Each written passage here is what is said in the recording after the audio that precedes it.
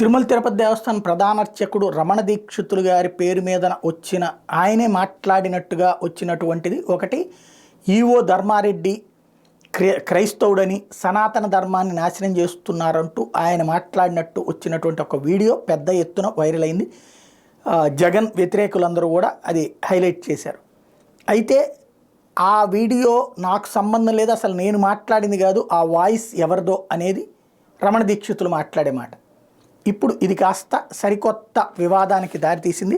లేటెస్ట్గా చూస్తే తిరుమల శ్రీవారి ఆలయం తిరుమల తిరుపతి దేవస్థానం అధికారులపై అసత్య ప్రచారాలు చేస్తూ భక్తుల మనోభావాలు దెబ్బతీస్తున్న తిరుమల తిరుపతి దేవస్థానం గౌరవ ప్రధాన అర్చకులు రమణ దీక్షితులపై తిరుమల తిరుపతి దేవస్థానం చర్యలు తీసుకోవాలని శ్రీవారి ఆలయ ప్రధాన అర్చకులు వేణుగోపాల్ దీక్షితులు, కృష్ణ శేషాచల దీక్షితులు డిమాండ్ చేశారు.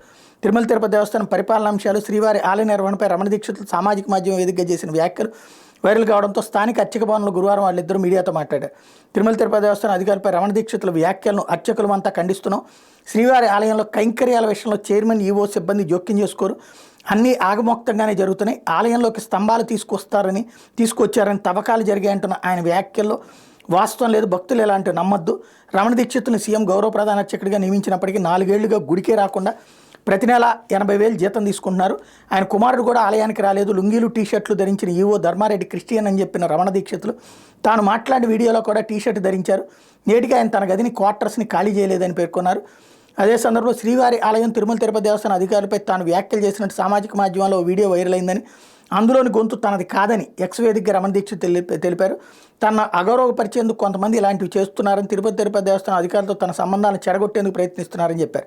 ఈ అంశాలతో తిరుమల తిరుపతి దేవస్థానం ఈవోకు రమణ దీక్షిత్ లేఖ రాసినట్టు సమాచారం. ఆయన అది ధృవీకరించారు కూడా.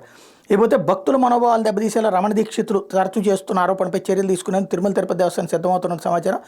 అదే సమయంలో సామాజిక మాధ్యమంలో ఉన్న వీడియో తంది కాదని రమణ దీక్షిత్ చెబుతున్న నేపథ్యంలో వ్యవహారంపై పోలీసులు ఫిర్యాదు చేసే యోచనలో తిరుమల తిరుపతి దేవస్థానం ఉన్నట్టు తెలుస్తోంది. శ్రీవారి ఆలయ జీఎంగారులు, పోర్టు కార్మికులు రమణ దీక్షితులపై కఠిన చర్యలు తీసుకోవాలని తిరుమల తిరుపతి దేవస్థానం ఉన్నతాధికారులకు ఫిర్యాదు చేసినట్టు సమాచారం.